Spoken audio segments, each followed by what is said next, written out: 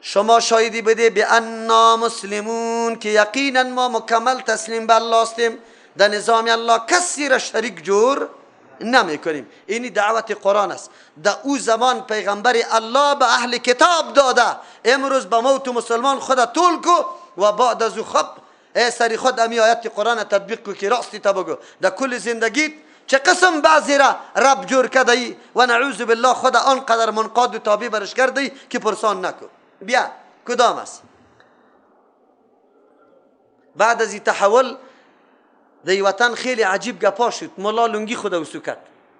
خود ملا کس نمی گفت، بیخی در ملایی ملا پیدا نمی شد.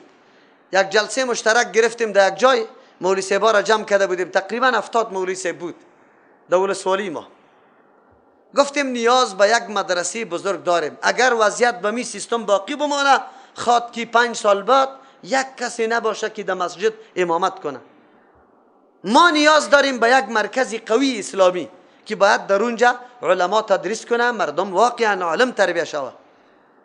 اعتراض کل علمای محترم همی بود که مدرسه خو بری خود امکانات کار داره، این امکانات از کجا شوه که آلی خو هیچ جای نیست، امکانات نیست، از کجا ما ای را تامین کنیم و مدرسه را آباد کنیم. ما گفتم بیای مولوی صاحبا در یک نقطه مشترک گپ میزن.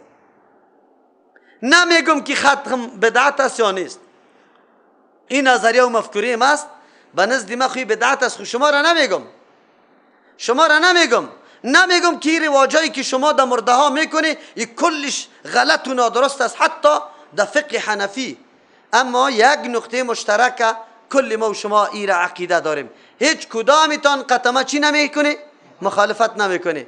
از شما سوال دارم، امی پولی آدم در راه تعلیم قرآن، تعلیم حدیث در مدرسه مصرف شدن این خیلی زیاد ثواب داره یا امی ختمه و خیرات هایی که شما برش ختم و خیرات میگی؟ دیگه یک مولوی صاحبم نگفت که نه او دیگه ثواب داره، کلگی چوب شدن. من گفتم سیکو نقطه مشترک ما و شما نمیسته، ما و شما منهج علیحده داریم، خودمی نقطه کلگی مشترک هستیم یا نه؟ بیا خیر به خاطر رضای الله و مولوی صاحبا شما یک تقریر در مسجدتان بکنه دیگه این مدرسه چلاندنش سرم است. من میدانم چلاندن مدرسه معاش استازا و می مرکز آباد کردم میتونم. 36 یا 37 مسجد جامع بود. چند؟ من نفر داشتم در کلی مساجد، فقط یک نفر تقریر کرده بود خیر و خلاص در جمعه. چند نفر؟ این اونمو علمای است که حتی به یم قدم نمیگذاره که ما در دین خدمت کنیم، به دین خدمت کنیم. ما در منطقه خود یک دارالحفاظ الحمدلله بنیادش بنابر همین مشوره گذاشتیم، تا حالی را دارالحفاظ الحمدلله میچله، شاگردا اونجا حفظ میکنه. اما مدرسه دیگه نشد، خلاص شد. چرا؟ ملا صاحب حتی آماده به این نشد که همی قدر سخن از دهنش برایه که او برادرای مسلمان از اینکه پولیتان در 3 و 4 و 40 و جمعی مصرف میکنه، در ختمای و رواجی مصرف میکنه، این پولیتان که در مدرسه بده این خیلی ثواب زیاد داره. این همی قدر نقطه از دهنشان برآمده نتانست. شما از این علما چی توقع داری که در روز قیامت چی جواب میده و یا چی مسئولیت در برابر ابی ملت مظلوم داره؟ چی مسئولیت داره؟ این ملت با کی سعی میکنه، با کی نظر میکنه؟ ملت چی خبر است؟ ملت چی آگاست بیچاره؟ او پول داره. ما در مناطق دیهات خود واقعا یک مدرسه را همیتون رست چلانده میتونیم که پرسان نکن. انگور فرایمان است، زردالو فرایمان است، سیب فرایمان است، رومی فرایمان است، کچالو و پیاز فرایمان است، بادام فرایمان است، گندم فرایمان است. عشری خود در مدرسه بده یک مدرسه مکمل میچله، بالکل میچله. لیکن کسی نیست. همین ملت مظلوم، از همین ملت مظلوم بگی پس سر همین ملت مظلوم خرج کو، اولاد زیر تربیه کو. همین قدر کار ما نکردیم، همین قدر کار ما نکردیم. شما باور به الله بکنیم. خو این طور مولا را الله ببخشه که صدقه فطر حق مسکین است و بری خود لیست جور میکنه. بگوی شما او را حق خود میدانه او بردی تقریر را میکنه که اگر صدقه فطری تان نداده روزی تان معلق باقی میمانه. دعوا به شرطی که اگه به من دادی روزیت قبول است، اگه ندادی روزیت بالکل خلاص شده. حالان که صدقه فطر به خاطر لیست میگیره که در روزی که ملا صاحب می آورد گفت چند معاش مرا میده و گفتن 5000 ملا صاحب ما خانه کم هستیم غریب هستیم، خیر است یک 5000 برای جور میکنیم. آیا الدار هستم 5000 چی میشه در یک ماه؟ من خو نان نفقه دارم. او ملا صاحب صدقه فطر هم برد میدیم. آلی صدقه فطر در حق ملا رفت یا صدقه فطر شد؟ بگوی این مردم کلش گردنش بسته باقی مانده، صدقه فطر ادا نکرده. بعد از او باز یک نونوک میکنه، باز نونوکی کت ملا صاحب باز چی میگه برش؟ ما والا نه مردم ما بسیار خوب مردم است، بسیار قربانی میکنه، پوستای قربانی ماست. دو باز یک کمی نونی میکنه، چی میگه؟ ملا صاحب مردم ما بسیار خوب متدین مردم است، پنجشنبه ده پنجشنبه ختم است. ده ختم هم یک چیزی برات میشه. باز میگه یک تا میمورم. دلیسقات هم یک چیزی میشه. خیر است کلی چیزها را فقط حق ملا و وعده داده در روز اول، یا حق الله را ادا نکرده. خب ملا صاحب نمیگه که او مردم صدقه فطر که به ما دادی خود صدقه فطرتون نمیشه. نه چی میگه؟ گزاریم میشه. ملا صاحبی که سوال میکنه ملا صاحب چقدر معاش داری؟ والا معاش خود قدر چیزی نیست، خوی طرف ایسو یک چیزی میشه. ایسو کدام است ایسو؟ حالی دیگه شما میدانی که ایسو. عجیب گپ است. الله رحم بکنه. قرآن بر ما میگه منهج ما جداست. یا اهل الكتاب لما تحاجون فی ابراهیم. این آیت آمده. این آیت آمده. او روز یکی از دوستا برادرها سر من انتقاد کرد، گفت مولوی صاحب سعی که توی آیت در مورد یهود بود چسباندی دی مسلمانا، در مذاهب چسباندی. حالی نه چسبانیم. یک آدم که حالی بگوید که پیغمبر علیه السلام در مذهب امام ابو حنیفه بود، همینطور بگوید حالی عیناً همی گپ است یا سعی کنی حالی. یا اهل الکتاب اهل کتاب لما تحاجون فی ابراهیم، چرا گفتگو مخاصمه داره، جرو بحث داره فی ابراهیم در مورد ابراهیم علیه السلام؟ هر کدامتان دعوا داره. یهود میگه ابراهیم یهودی بود، نصارا میگن ابراهیم علیه السلام نصرانی بود، مشرکین مکه دعوا داره میگه نه این مشرک بود نعوذ بالله. خب قرآن میگه الله چی میگه؟ و ما انزلت التورات. عجیب است یک آدمی که سابق تیر شده او در دینی کی باشه؟ بگو در آیین آدمی که پسان پیدا میشه او خودش وفات کرده. آیین تو نو پیدا شده. آیین تو چی شده؟ نو پیدا شده. ما تو تنظیم جور کردیم مالی، تنظیم جور کردیم مالی، باز دعوا کنیم یک کس یک بچه را بگویم که پدر بابا کلانی تو هم در تنظیم ما بود. بچه کاکا تو خو نو تنظیم جور کرده، بابا کلان خو وقت وفات کرده. ابراهیم خلیل الله را زمانش ببینه و بگوی یهودیت و نصرانیت ببینه، در بین مسافه های خیلی بعید است. چطور شده میتونه که ابراهیمی که قدر وقت تیر شده او در نظریه خودساختی فعلی شما باشه؟ عقل تقاضا داره؟ از او خاطر قرآن رد میکنه و ما انزلت التورات، نازل کرده نشده تورات، و الانجیل و انجیل الا من بعده، مگر پس از ابراهیم خلیل الله ای پیدا شده. پس آدمی سابق چطور در تنظیم فعلی باشه؟ افلا تعقلون. دیوانه خو نیسته؟ عقل داری یا نداری؟ ملا صاحبی ما سر منبر میخیزه میگه چیسته پیغمبر علیه السلام در مذهب کی بود؟ امام یا امام ابو حنیفه نمیگه یا امام اعظم میگه. اعظم امام اعظم او را میگه بزرگترین امام نیست که کلگی اقتدا در پشت سری از او کرده باشه که او محمد رسول الله صلی الله علیه وسلم است. چرا انبیام پشت کی اقتدا کرده؟ محمد رسول الله صلی الله. او امام اعظم است، او امام اعظم گفته میشه. چرا که کلگی اقتدا، عالی هم کلگی اقتدا پشت کی میکنه؟ بگه پیروی کی را میکنه؟ محمد رسول. او را امام پیشوا را میگه، پیشوای بزرگ ما محمد رسول الله صلی الله علیه وسلم است. او جناب نکو تعصب، نکو امامی تا برابری پیغمبر جور نکو، به مردمی فکر ندی که امام اعظم است. نه، امام اعظم محمد رسول الله صلی الله علیه وسلم است. بله اعظم نسبی است، در سن و سال از دیگه اماما کده چیست؟ کلان است. او را تو نمیگه که اعظم، او را میگه شیخ است. چی است بگوی؟ شیخ است، یعنی کلان سال است.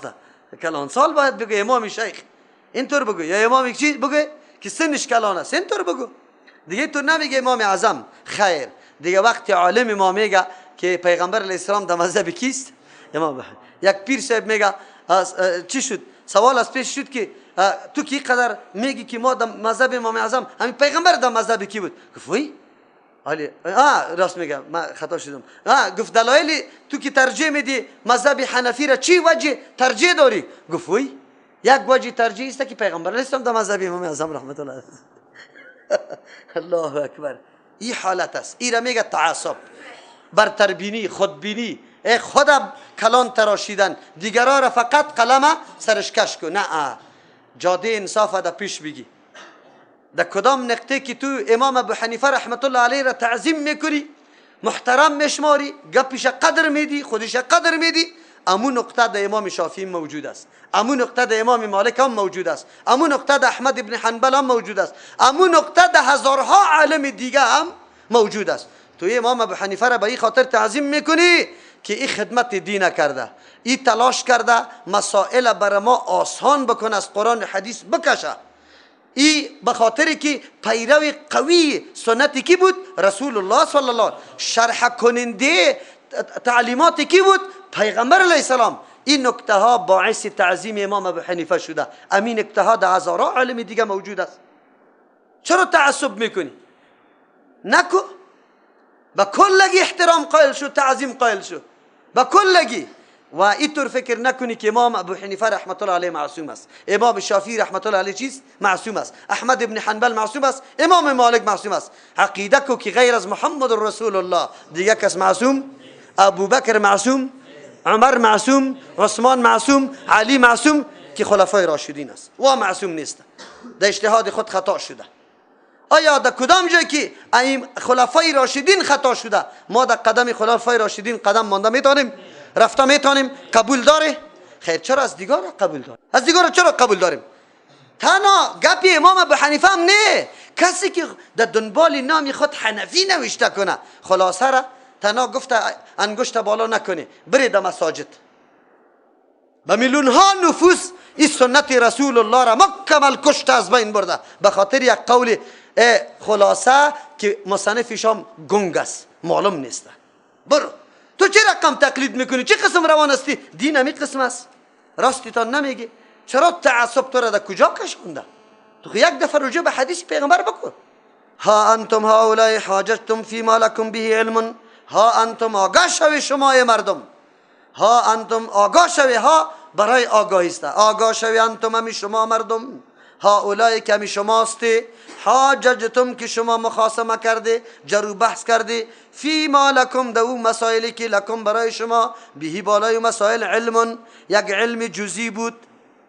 در مورد مذهبتان یک کم کم علم داشت، اگرچه او علمم بگو او علمم اشتباه بود، اصل علم نبود، جهل بود، خود شما برش علم میگفته. او مردم میگفت که اینمی عیسی علیه السلام بچه الله گفتن، ای چی است؟ ای دین است، ای توحید است، ای علم است، ای دلیل است. حالا کی چی بود؟ بگو شرک بود، جهالت بود. او یهود شما عزیر علیه السلام میگه که بچه الله است، نعوذ بالله، ای را توحید میشمرده، ای توحید بود؟ در مورد مذهبتان که کمی توم یاد داشته او را خو گفته، در اون مورد خو یک کمی قطما جرو بحث کرده، اما در مورد چیزی که علم نداره چرا؟ که علم نداره فلما تحاجون، چرا شما جرو بحث داره فیما اوتر مسائلی که لیس لکم به علم، که برای شما در او کدام دلیل و سند وجود نداره، چرا بحث میکنی؟ عالمی برجسته میره در مسجد آمین بزرگ میگه، رفع الیدین میکنه، آمی سوچه میخیزه، سری از او انتقاد میکنه، اعتراض میکنه، این گپای تا دیگه اینجا نکو. خوب جناب تو یک دفعه در خود همینطور متوجه شو، تو که انتقاد میکنی چقدر معلومات داری در دین؟ تو اول همی کلمه تا برای ما ترجمه کو، معنا کو، بعد از او انتقاد با بالای حدیث پیغمبر و سنت پیغمبر بکن. چطور؟ در مورد گپی خودت اگر چیزی داری خب بگو، تو دیگه چیزام نداری، فقط میگی که برات میگم که اینی را نکو، میگه پدر و اجدادم کردم من ماندنیش نیستم. در این مورد خو اگر میگم برو میگی که پدر و مادرم کده، بابا و اجدادم کده من میکنم، اما در مواردی که ادنا معلومات نداری در اون مورد چرا سرخ میشی سری مردم؟ چه گسیت بالا میکنی که دیگه شکمت پاره میکنم که دی مسجد بیایی این کارا را بکنی. و جناب تو چه معلوماتی داری؟ چقدر علم داری؟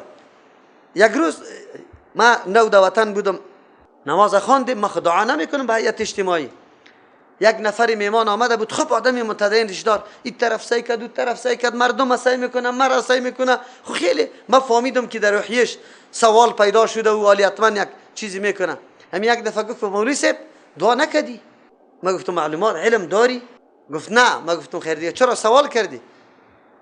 گفت والا در هر جای دعا میشه می تو اینجا دعا نکردی. باز ما گفتم علم نداری دیگه، آرام بشی. اگر از پیش ما دلیل میخوای که برات بگویم، اگر نه که سر من انتقاد کردی دیگه انتقادت بیجاسته، قید تو گپ جر بحث نمیکنم. از پیش سوال کردم، ما گفتم کدام وقت موتر سوار شدی؟ گفت بله چرا نه، امیالی در دین روز در موتر آمدم در قریه شما.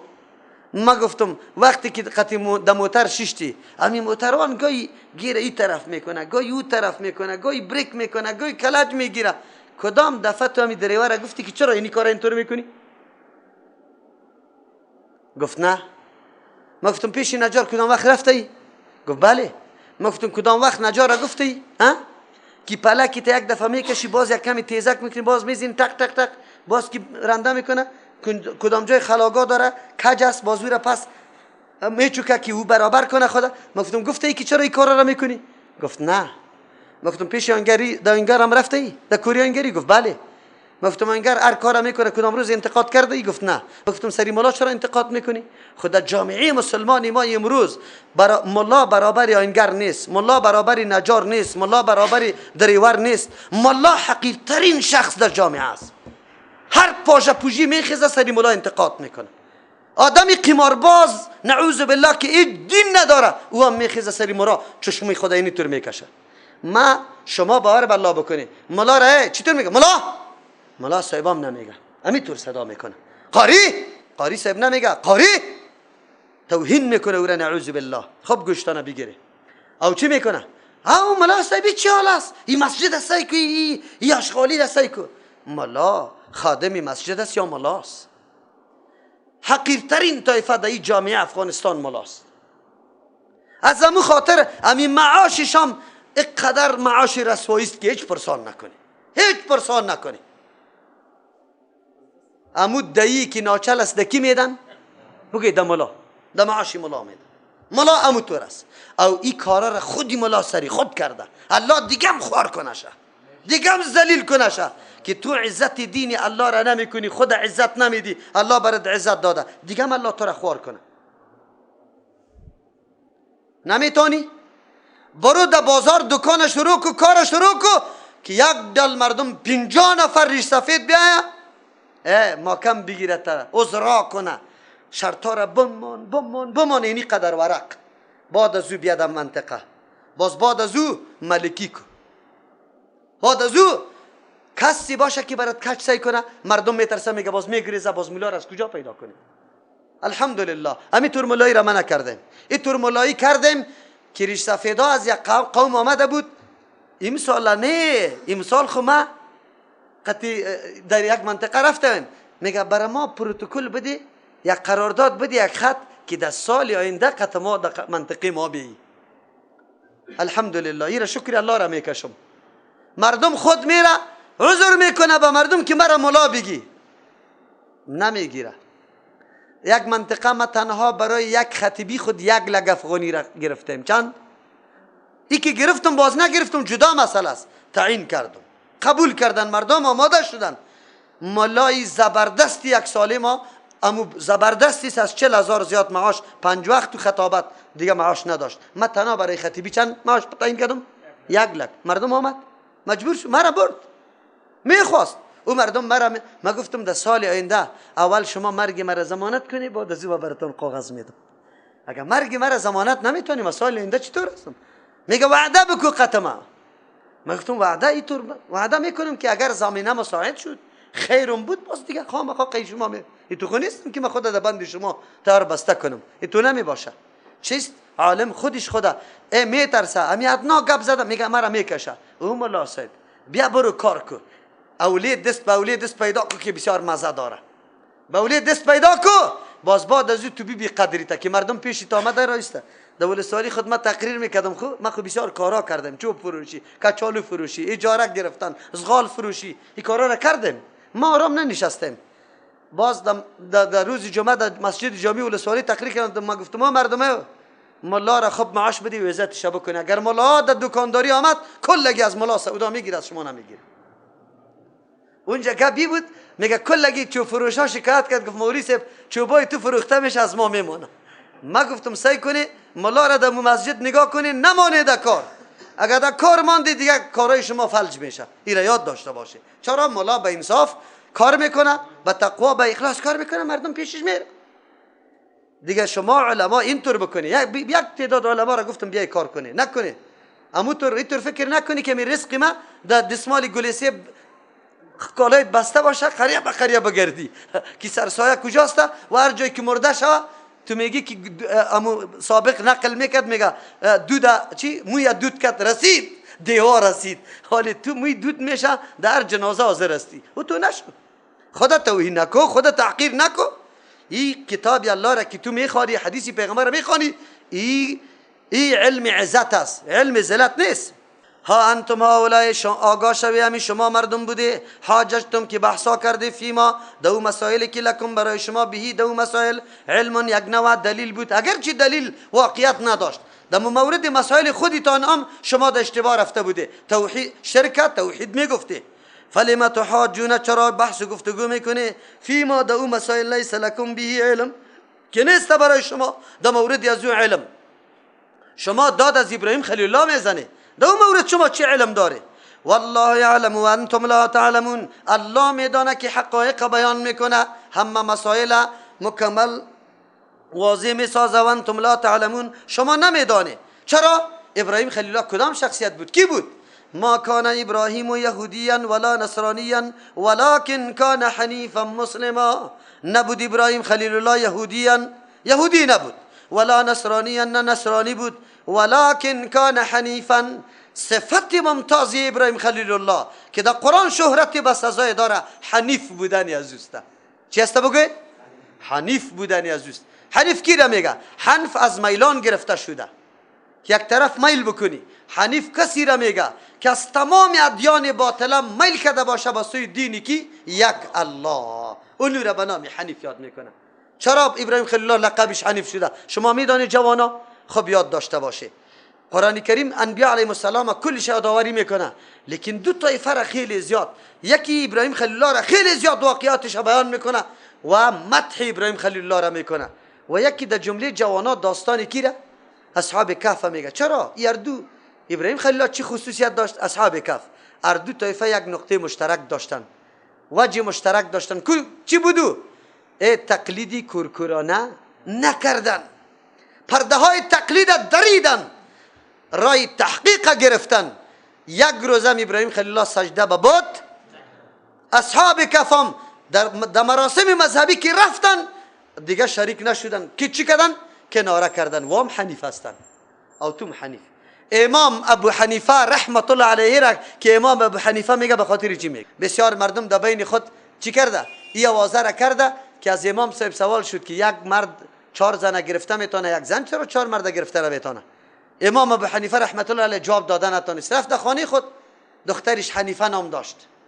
باز برش از او سوال کرد که من امروز سوال است پیش میشده. باز او گفته بود پدرجانی سوالی تمام جواب میدم به شرطی که در سر نامت همیشه چی باشه؟ نام من موجود باشه، ابو حنیفه، یعنی کنیت به نام من بگذاری. از او خاطر امام صاحب کنیه خدا ابو حنیفه مانده. او چی گفت برش جواب؟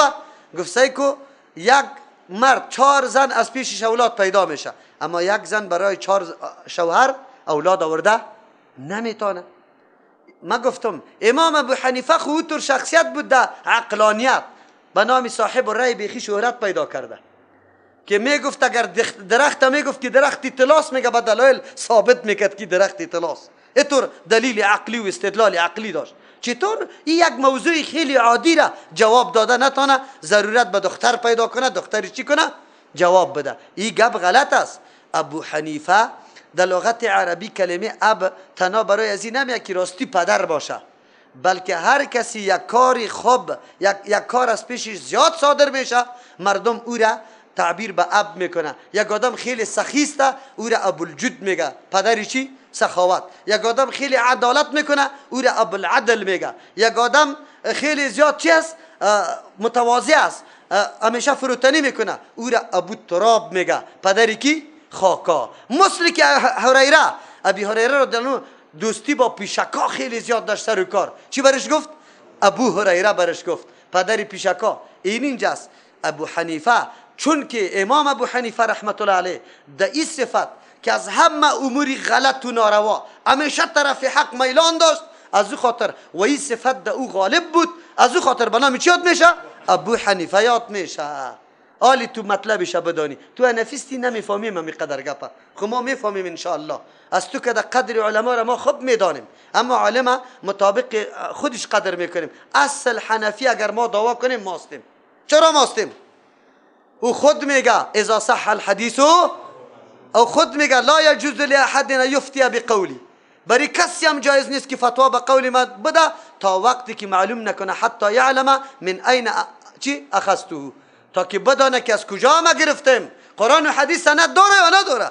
اصل حنفی ماستیم، تو خلاف امام حرکت کرده رایستی. حدیثی صحیح ثابت میشه تابعداری نمیکنی، قولای بی سندیشه به مردم فتوا داده رایستی. تو حنفی نیستی برادر، حنفی ماستیم. ما باید دعوا کنم که حنفیستم، چرا که ام وصیتش قبول کردیم، ام رای واقعی دینه میپیمایم. الحمدلله الله نصیب ما بکنه. تو نیستی. در اینجا حنیف به خاطر میگه ابراهیم خلیل الله را پرده های تقلید درید. پدری که چی بود؟ بتساز بود. پدری که بت تراش بود. ابراهیم خلیل الله در خاندان صوفی پیدا شده. صوفی بت تراشی در اون زمانی معنا داشت که ما کمال مردم تعظیم و قدر کی را میکرد؟ خاندان ابراهیم خلیل الله را. امروز هم الحمدلله یک نفر نه، با 10 و 20 نفر امو جوانای قطمه معرفت داره. قطمه آمده که پدرش پیر است، پدرش آغاست. الحمدلله. در اون طور خاندانی که بابایش برامه دشنام میده، خونواسش قطمه است. فهمیدی؟ این گپ الحمدلله است. ابراهیم خلیل الله در این طور خاندان پیدا شده. او رای تحقیق در پیش گرفت، تقلید کرکرانه نکرد که نه بابا و اجدادم اینطور کرده ما میکنم. گفت نه یا ابته لما تعبدون من دون الله، چرا عبادت میکنی غیر از الله؟ او طور چیزی را که نمیشنوه نه دیده میتونه، چطور شده میتونه؟ دلیل برش میگه. از امو خاطر این ابتکار ابراهیم خلیل الله کرده، الله لقب حنیف برش داده. مسلمان چرا قطش میگه؟ مشرکین مکه میگفت که اوه ابراهیم خیر قطماست. دادا اسمانونو ناز مکی تنازل شو